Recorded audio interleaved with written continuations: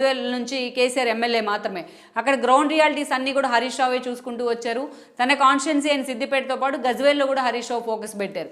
అలా కేసీఆర్ మాట జవదాటకుండా ఇన్ని రోజులు ఆ పార్టీలోనే ఆయన ఫిట్ అవుతూ వచ్చారు. ఒక దశలో మనం చూసినట్లయితే హరీష్ రావుకు మంత్రి పదవి ఇవ్వకుండా పక్కన పెట్టిన సమయంలో ఆయన మీద అనేక రకాల ఊహాగానాలు తెర మీదకి వచ్చాయి. హరీష్ రావే పార్టీలో ఏదైతే ఒక చీలిక తేబోతున్నారని ప్రచారం జరిగింది. బండి సంజయ్ లాంటి వాళ్ళు కూడా టీఆర్ఎస్లో షిండేలు ఉన్నారంటూ కూడా చేసిన ప్రచారంతో హరీష్ రావు వైపే అన్ని వేళ్లు చూపించాయి. ఇక మరోవైపు కేటీఆర్కి ఎక్కడ ఆధిపత్య పోరు లేకుండా హరీష్ రావుకు చెక్ పెట్టే ప్రయత్నం చేస్తున్నారు కేసీఆర్ అనే ఒక అనేక రకాల ఊహాగానాలు వచ్చాయి. ఇక కేటీఆర్కి ఒక టీంని తయారు చేసే క్రమంలో కేసీఆర్ పూర్తి స్థాయిలో తన మేళలను పక్కన పెట్టారనే ఇంకొక ప్రచారం కూడా వచ్చింది.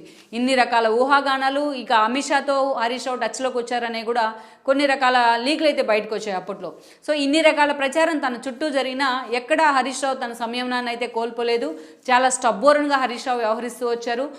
పూర్తి స్థాయిలో తన మామ ఏది చెప్తే అది అంటూ కూడా ఆయన అడుగులు కలుపుతూనే వచ్చారు. ఒక బ్యాక్ బోన్గా కేసీఆర్కు, ఒక బ్యాక్ పిల్లర్గా టీఆర్ఎస్కు ఆయన నిలబడ్డారనే చెప్పుకోవాలి. అలాంటి హరీష్ రావు మొన్నటి ఎన్నికల్లో కూడా సిద్దిపేట నుంచి మరోసారి గెలవడం జరిగింది. అయితే ఈరోజు వచ్చే ఎంపీ ఎలక్షన్స్లో హరీష్ రావును మెదక్ నుంచి ఎంపీగా పోటీ చేయించబోతున్నారు కేసీఆర్ అనే ప్రచారం జరుగుతోంది. అందుకే ఇక్కడ కారణాలు కూడా ఉన్నాయి, ప్రత్యేకించి 3 కారణాలు ఉన్నాయి. ఒకటి, ఈ రోజున కేసీఆర్ విజయాన్ని తీసుకున్నంత ఈజీగా ఆయన ఓటమిని తీసుకోలేరు. ఆయన మనం చూసాం మొన్న ఓటమి పాలైన వెంటనే, కాంగ్రెస్ గెలిచిన వెంటనే ఆయన ఫామ్ హౌస్కే పరిమితం అయి ఉన్నారు. ఆ తర్వాత అక్కడ బాత్రూంలో జారిపడ్డం కారణంగా తుంటి ఎముకనైతే ఎరగొట్టుకోగలిగారు. ఆ తర్వాత హాస్పిటల్ నుంచి డిశ్చార్జ్ అయ్యి కూడా తన పాత ఇంటికే వెళ్ళారు ఆయన. బీఆర్ఎస్ పేరుతో జాతీయ రాజకీయాల్లో హడావిడి చేస్తానన్న కేసీఆర్ ఈరోజు రాష్ట్రంలో ప్రధాన ప్రతిపక్ష హోదా ఇచ్చినా ఆ హోదాను కూడా సరిగా నిర్వర్తించలేని పరిస్థితుల్లో ఉన్నారు. ఇక తన బాధ్యతను తన కొడుకు కేటీఆర్కి కూడా ఇవ్వడం జరిగింది. కేటీఆర్ అదే టైంలో చూసినట్లయితే ఇది ఒక మంచి అవకాశంగా ఆయన తీసుకున్నారు. పూర్తి స్థాయిలో పార్టీ మీద ఫోకస్ పెట్టారు, ప్రజా సమస్యల మీద ఫోకస్ పెడతానికి కూడా ఆయనకి ఈ 5 ఏళ్ళు కూడా ఒక అవకాశం అయితే వచ్చినట్లయింది కేటీఆర్కు. అలాంటి పరిస్థితుల్లో ఈ రోజున కేసీఆర్ ఎలాగూ జాతీయ స్థాయిలో పార్టీ వాయిస్ వినిపించే ఒక నేత కావాలి. కేటీఆర్ ఇక్కడ బిజీగా ఉన్నారు కాబట్టి హరీష్ రావుని తన తరపున ఢిల్లీ పంపించాలని కూడా కేసీఆర్ లెక్కలు కడుతూ ఉన్నారు. ఇక రెండో కారణం ఏంటంటే అత్యంత కీలకంగా రేపు ఎంపీ ఎలక్షన్స్ ఉండబోతున్నాయి బీఆర్ఎస్కు. ఎందుకంటే అసెంబ్లీలో ఓటమి పరాభవానికి ఇక్కడ ప్రతీకారం తీర్చుకోవాలని కూడా ఆయన లెక్కలు కడుతూ ఉన్నారు. హరీష్ రావు లాంటి నేతని ఎంపీగా పంపించినట్లయితే పార్టీ తరపున అటు పార్లమెంట్లో కూడా, లోక్సభలో కూడా వాయిస్ అదే స్థాయిలో వినిపించగలరు. అదే స్థాయిలో పార్టీని కూడా ఒక స్ట్రెంథెన్ చేయగలరు రేపటి ఎన్నికలకి అని కూడా కేసీఆర్ లెక్కలు కడుతూ ఉన్నారు. ఇక మూడో అత్యంత కీలకమైన కారణం ఏంటంటే ఇక్కడ హరీష్ రావు లాంటి వాళ్ళు ఎమ్మెల్యేగా ఉన్నారు హౌస్లో. ఇక అటు చూసినట్లయితే కేటీఆర్ ఎల్పీ నేతగా కూడా ఉన్నారు. ఎల్పీ నేతగా సీనియర్ అయిన హరీష్కి ఇవ్వకుండా అసలు కేటీఆర్కి ఎందుకు ఇచ్చారని కూడా కొన్ని విమర్శలు అయితే వస్తున్నాయి అధికార పార్టీ వైపు నుంచి. ఈ క్రమంలోనే కేటీఆర్కు భవిష్యత్తులో హరీష్ రావు రూపంలో ఎలాంటి పోటీ లేకుండా చేయాలి అంటే హరీష్ రావుని ఇక్కడి నుంచి ఢిల్లీకే పరిమితం చేయాలన్న ఆలోచన కూడా కేసీఆర్ చేస్తున్నారన్న వాదనలు ఉన్నాయి. అందుకే హరీష్ రావును బలవంతంగానైనా ఒప్పించి రేపటి ఎన్నికల్లో ఆయన ఎంపీగా పోటీ చేయించాలని కేసీఆర్ ఆలోచన చేస్తున్నారన్న లీకులు అయితే వస్తూ ఉన్నాయి. లెట్స్ సీ, నిజంగా తన మామ అడుగులు కలుపుతూనే వచ్చారు ఆయన ఇప్పటిదాకా, ఎక్కడా చిన్న వైలేషన్ కూడా లేకుండా. ఆ స్థాయిలో హరీష్ రావు ఈరోజు తన మామయ్య దగ్గరుండి మరి తన ఢిల్లీకి వెళ్ళమంటే ఈరోజు పూర్తి స్థాయిలో ఆయన గ్రీన్ సిగ్నల్ ఇచ్చే అవకాశమే ఉంటుంది. లెట్స్ సీ, నిజంగా హరీష్ రావు విషయంలో కేసీఆర్ చేయాలనుకున్న ప్రయోగంలో ఎంతవరకు ఫీజిబిలిటీ ఉంటుంది, హరీష్ రావు ఎంతవరకు కూడా ఈ నిర్ణయాన్ని ఆయన స్వాగతించే అవకాశం ఉంటుంది అనేది మనం చూడాలి. మొత్తానికి అల్లుడు ఢిల్లీకే అన్న నిర్ణయం మాత్రం, కేసీఆర్ నిర్ణయం మాత్రం ఈరోజు బీఆర్ఎస్లో ఒక సంచలన టాపిక్గా మారింది. వెల్కమ్ టు స్పెషల్ లైవ్, నేను రమా మండువా.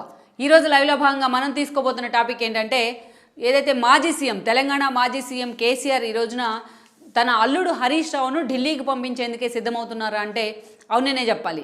గత కొన్ని రోజులుగా ఏదైతే మొన్నటి ఎన్నికల్లో, అసెంబ్లీకి జరిగిన తెలంగాణ ఎన్నికల్లో బీఆర్ఎస్ ఓడిపోవడం కానీ ఈరోజు ప్రధాన ప్రతిపక్షానికి పరిమితమైన పరిస్థితుల్లో ఈరోజు రేపటి ఎంపీ ఎన్నికల కోసం కేసీఆర్ చాలా వ్యూహాత్మకంగా అడుగులు వేస్తూ ఉన్నారు. ఎలాగైనా ఏదైతే అసెంబ్లీ ఎన్నికల్లో జరిగిన పరాభవాన్ని, ఏదైతే ఆ పరాభవానికి ప్రతీకారం తీర్చుకునే దిశగా కేసీఆర్ అడుగులు వేస్తున్నారనే చర్చ అయితే జరుగుతోంది. ఈరోజు ప్రతిపక్షానికి పరిమితమైనప్పటికీ ఎక్కడా తగ్గకుండా అంతే దూకుడుతో కాంగ్రెస్ను టార్గెట్ చేసే ప్రయత్నం అయితే చేస్తూ వస్తోంది బీఆర్ఎస్, అటు అసెంబ్లీలో కావచ్చు, ఇటు బయట కావచ్చు. ఇక అదే స్థాయిలో చూసినట్లయితే ఎంపీ ఎలక్షన్స్ మీద కూడా కేసీఆర్ అదే స్థాయిలో ఫోకస్ పెట్టారన్న చర్చ ఉంది. ఈరోజు మరోసారి బీఆర్ఎస్ను టీఆర్ఎస్గా మారుస్తారనే కొన్ని లీకులు వస్తున్నప్పటికీ కూడా కేసీఆర్ పార్టీ వైపు నుంచి, బట్ ఎంపీ ఎలక్షన్స్ మీద మాత్రం ఈలోపే కేసీఆర్ చాలా సీరియస్గా ఫోకస్ పెట్టారన్న చర్చ జరుగుతోంది. అందులో కూడా తన అల్లుడైన హరీష్ రావును ఆయన పూర్తి స్థాయిలో ఢిల్లీకి పరిమితం చేయాలని ఆలోచన చేస్తున్నారని కొన్ని లీకులు కూడా వస్తున్నాయి. అందుకే అల్లుడిని ఢిల్లీ వైపు పంపించేందుకే కేసీఆర్ చాలా సీరియస్గా ఎఫర్ట్ పెట్టారన్న చర్చ అయితే జరుగుతోంది. రేపటి ఎన్నికల్లో అల్లుడైన హరీష్ రావును మెదక్ ఎంపీగా పోటీ చేయించబోతున్నారు కొన్ని లీకులు కూడా వస్తున్నాయి. అయితే ఈ లీకుల్లో వాస్తవం ఎంత? నిజంగానే కేటీఆర్ ఈ రోజున ఎల్పీ నేతగా ఉన్నారు బీఆర్ఎస్ వైపు నుంచి. అదేవిధంగా భావి సీఎంగా ఎప్పటి నుంచో ఫోకస్ అవుతూ వచ్చారైనా ఇప్పుడు కూడా టీఆర్ఎస్లో పూర్తి స్థాయి ఎమర్జ్ అవుతూ వస్తున్నారైనా ప్రతిపక్ష నేతగా పోరాడుతూని.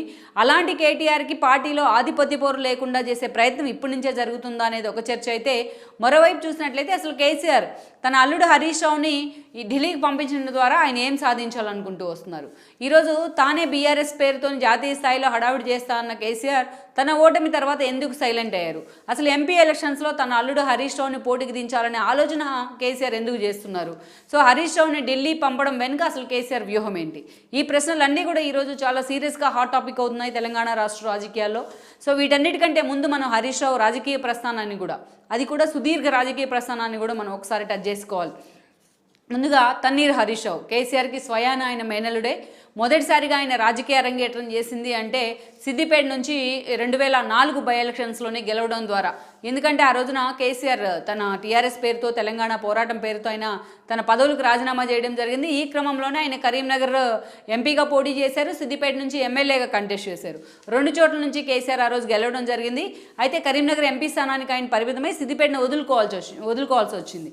అందుకే ఆ ఉప ఎన్నికల్లో ఆ రోజున హరీష్ రావు ఎమ్మెల్యేగా నిలబడి ఉన్నారు. మొదటిసారి తన మేనల్లోని ఆ ఎన్నికల్లోనే రాజకీయ నేతగా ఒక పొలిటికల్ లీడర్గా ఎస్టాబ్లిష్ చేయడం జరిగింది కేసీఆర్. సో ఆ ఎన్నికల్లో సిద్దిపేట నుంచి మొదటిసారి ఎమ్మెల్యేగా హరీష్ రావు గెలవడం జరిగింది. ఇక 2004 తర్వాత అనేక సార్లు టీఆర్ఎస్ ప్రస్థానంలో తమ పదవుల్ని తెలంగాణ ఉద్యమం పేరుతో కేసీఆర్తో సహా ఆయన వెంట నడిచిన హరీష్ రావు లాంటి నేతలు కూడా వదులుకోవడం జరిగింది. ఈ క్రమంలోనే 2008లో కూడా సిద్దిపేట ఉప ఎన్నికలు వచ్చాయి. 2008లో కూడా సిద్దిపేట ఉప ఎన్నికల్లో హరీష్ రావు భారీ మెజారిటీతో గెలవడం జరిగింది కాంగ్రెస్ అభ్యర్థి మీద. ఇక ఆ తర్వాత 2009లో జనరల్ ఎలక్షన్స్ వచ్చాయి. సో జనరల్ ఎలక్షన్స్లో ఆ రోజున 2004 ఎన్నికల్లో ఆ రోజున కాంగ్రెస్తోని పొత్తులు పెట్టుకున్నారు కేసీఆర్. అండ్ దెన్ ఆ గవర్నమెంట్లో భాగస్వామ్యం కూడా అయ్యారు రాజశేఖర రెడ్డి గవర్నమెంట్లో. సో 2009 నాటికి టీడీపీతో కలిసి మహాకూటమి అలయన్స్ ఏర్పడింది. ఆ రోజున లెఫ్ట్ పార్టీలు అండ్ టీఆర్ఎస్ కలిసి టీడీపీతో పొత్తులు పెట్టుకున్నాయి. బట్ ఆ ఎన్నికల్లో ప్రజారాజ్యం ప్రభుత్వ వ్యతిరేక ఓటు చీలిక కారణంగా లోక్సత్తా అండ్ ప్రజారాజ్యం ఆ రోజు కాంగ్రెస్ తిరిగి అధికారంలోకి వచ్చింది. వైఎస్ మరోసారి ముఖ్యమంత్రి అయ్యారు. అయితే ఆయన ముఖ్యమంత్రి అయిన కొద్ది రోజులకి హెలికాప్టర్ ప్రమాదంలో మరణించడం జరిగింది. అయితే అప్పుడు కేసీఆర్ ఏదైతే జగన్మోహన్ రెడ్డి ఎలాగైతే కాంగ్రెస్ నుంచి బయటకు వచ్చి సొంత కుంపటి పెట్టుకునే ప్రయత్నం చేశారో వైఎస్ఆర్సీపీ పేరుతోని, ఆ తర్వాత రోజుల్లో కేసీఆర్ కూడా పూర్తి స్థాయిలో తెలంగాణ ఉద్యమాన్ని ఎక్కించుకునే ప్రయత్నం చేశారు. ఈ క్రమంలోనే పూర్తి స్థాయిలో తెలంగాణ ఉద్యమం అప్లిఫ్ట్ అయింది కూడా ఆ రోజున. సో తెలంగాణ ఉద్యమ ఆకాంక్షలకు అనుగుణంగా టీఆర్ఎస్తో సహా మిగతా పార్టీలు కూడా జనంలోకి రాక తప్పని పరిస్థితి ఏర్పడింది.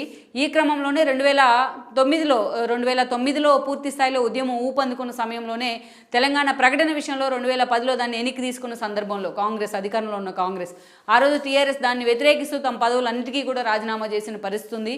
ఇక 2012లో జరిగిన ఉప ఎన్నికల్లో హరీష్ రావు భారీ మెజారిటీతోని తెలంగాణలో మరోసారి ఎమ్మెల్యేగా గెలుపొందడం జరిగింది. సో పూర్తి స్థాయిలో మనం చూసినట్లయితే అంతకుముందు వైఎస్ పేరుతో ఉన్న రికార్డులను కూడా హరీష్ రావు బ్రేక్ చేయగలిగారు ఆ ఎన్నికల్లో. సో ఆ స్థాయిలో మెజారిటీ హరీష్ రావు తెచ్చుకోగలిగారు. ఇక ఆ తర్వాత తెలంగాణలో ఉన్న తెలంగాణ ఆకాంక్ష కావచ్చు, విద్యార్థులు బలిదానాలు కావచ్చు, సబ్బండ వర్గాలు అన్నీ కలిసి తెలంగాణ ఆకాంక్షను వినిపించిన ఒక విధానం కావచ్చు, ఆ రోజు తెలంగాణ ఇవ్వక తప్పని పరిస్థితి కాంగ్రెస్కి ఏర్పడింది. దాని ఫలితంగానే 2014లో తెలంగాణ రాష్ట్రం ఏర్పాటైంది. సో ఆ ఎన్నికల్లో తెలంగాణ తెచ్చిన జాతిపెద్దగా కేసీఆర్ తనను తాను ఎక్స్పోజ్ చేసుకున్నారు. ఆ ఎన్నికల్లో టీఆర్ఎస్ విజయం సాధించింది. తెలంగాణ తొలి రాష్ట్రానికి కేసీఆర్ సీఎం అయ్యారు. ఆయన క్యాబినెట్లో హరీష్ రావు కూడా ఆ రోజు సిద్దిపేట నుంచి గెలవడం జరిగింది. ఆ ఎన్నికల్లో మొదటిసారిగా కేసీఆర్ సీఎం అయిన తర్వాత తన క్యాబినెట్లో తన కొడుకు కేటీఆర్తో పాటు అల్లుడు హరీష్ రావుకు కూడా ఆయన స్థానం కల్పించారు. అత్యంత కీలకమైన భారీ నీటిపారుదల శాఖ మంత్రిగా ఆ రోజు హరీష్ రావు బాధ్యతలు స్వీకరించారు. దాదాపు 4.5 ఏళ్ల పాటు ఆయన మంత్రిగా కూడా కొనసాగేది. ఏదైతే 2018లో కేసీఆర్ ముందస్తు ఎన్నికలకు తెరదీయడం జరిగింది. కాంగ్రెస్ చంద్రబాబు నాయుడు అలయన్స్ సెంటిమెంట్ను వాడుకుంటూ మరోసారి కేసీఎం సీఎం కాగలిగారు. సో అప్పుడు కూడా హరీష్ రావు మరోసారి సిద్దిపేట నుంచి గెలిచారు. అయితే తన కొడుకు కేటీఆర్కి ఎక్కడ ఆధిపత్య పోరు స్టార్ట్ అవుతుందో హరీష్ రావు రూపంలో అనుకున్న కేసీఆర్ ఆ రోజు కొద్ది రోజుల పాటు దాదాపు 1 ఏడాది పాటు హరీష్ రావును మంత్రివర్గంలోకి తీసుకోకుండా పక్కన పెట్టారు. అప్పట్లో ఆయన తన ఎమ్మెల్యే మంత్రివర్గ క్వార్టర్స్ కూడా మంత్రి క్వార్టర్ కూడా వదిలి బయటికి వెళ్ళిపోవడం కూడా అప్పట్లో చర్చనీయాంశమైంది. కేసీఆర్కు హరీష్ రావుకు గ్యాప్ వచ్చిందనే చర్చ కూడా అప్పట్లో జరిగింది. కానీ అనేక బెటర్ ఎక్స్పీరియన్స్, ఒక దుబ్బాక లాంటి బెటర్ ఎక్స్పీరియన్స్ల తర్వాత హరీష్ రావు ప్రయారిటీ ఏంటో కేసీఆర్ తెలుసుకోగలిగారు. మరోసారి హరీష్ రావును తీసుకొచ్చి తన క్యాబినెట్లో అత్యంత కీలకమైన ఆర్థిక శాఖ మంత్రిగా కూడా ఆయన బాధ్యతలు ఇవ్వడం జరిగింది. అయితే కొద్ది రోజులకే ఆరోగ్య శాఖ మంత్రిగా ఉన్న ఈటెల రాజేంద్ర ఆయన మీద తిరుగుబాటు చేసి ఆయన్ని సస్పెండ్ చేసి ఆయన తన ఎమ్మెల్యే పదవిని వదులుకొని బీజేపీలోకి వెళ్లారు. ఆయన హుజూరాబాద్ నుంచి బై ఎలక్షన్స్లో కూడా గెలిచారు. సో ఆ క్రమంలోనే ఆయన వదిలేసిన ఆరోగ్య శాఖ మంత్రి పదవిని తిరిగి హరీష్ రావుకు కూడా అప్పగించారు కేసీఆర్.